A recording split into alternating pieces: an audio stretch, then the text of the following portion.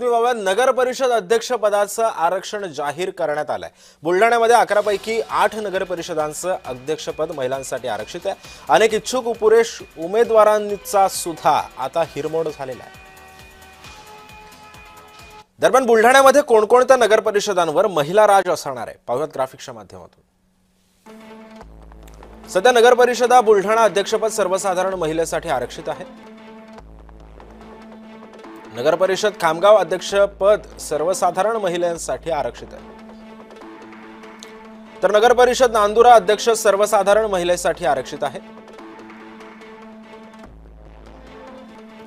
नगर परिषद लोणार अध्यक्षपद सर्वसाधारण महिलेसाठी आरक्षित असेल। नगर परिषद सिंदखेड राजा अध्यक्षपद सर्वसाधारण महिलांसाठी आरक्षित असणार आहे।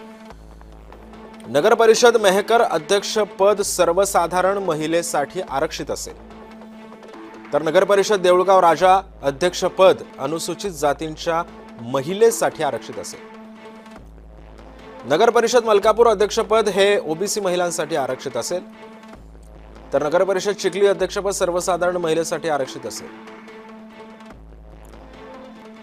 नगर परिषद शेगाव अध्यक्षपद सर्वसाधारण महिलांसाठी आरक्षित असेल। नगर परिषद जळगाव जामोद अध्यक्षपद सर्वसाधारण महिलांसाठी आरक्षित असणार आहे।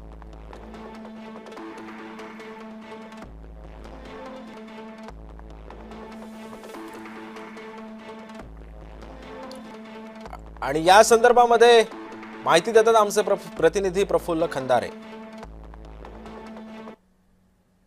राज्यात बहुप्रतीक्षित अशा स्थानिक स्वराज्य संस्थांच्या निवडणुका होऊ घातल्या, त्यासाठी राज्यभरात नगर परिषदांचे आरक्षण सोडत जाहीर करण्यात आली आहे। बुलढाणा जिल्ह्यातील 11 नगरपालिकांवर तब्बल 8 ठिकाणी महिलांसाठी ही जागा राखीव झाली आहे, तर 3 ठिकाणी पुरुषांना संधी मिळणार आहे। चिखली, जळगाव जामोद आणि शेगाव वगळता इतर 8 ठिकाणी महिला उमेदवार नगराध्यक्ष म्हणून निवडून जाणार आहे।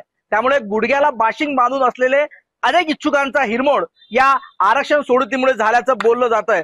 बुलढाणा जिल्ह्यातील 11 नगरपालिकांमध्ये मोठ्या प्रमाणावर राजकीय पक्षीय बलाबल जे आहे ते आता आपल्या जय्यत तयारीला लागलेले चित्र बुलढाण्यात पाहायला मिळतंय। आपल्याच पक्षाचा उमेदवार नगराध्यक्ष म्हणून कसा निवडून जाईल यासाठी कसोशीनं प्रयत्न केले जात आहे। त्यासाठी आता आरक्षण सोडत जाहीर झाल्याबरोबर आपला उमेदवार कोण असेल आणि त्या पद्धतीनं कशा पद्धतीनं मोर्चे बांधणी केली जाईल याकडे राजकीय पक्षांचं लक्ष लागून आहे।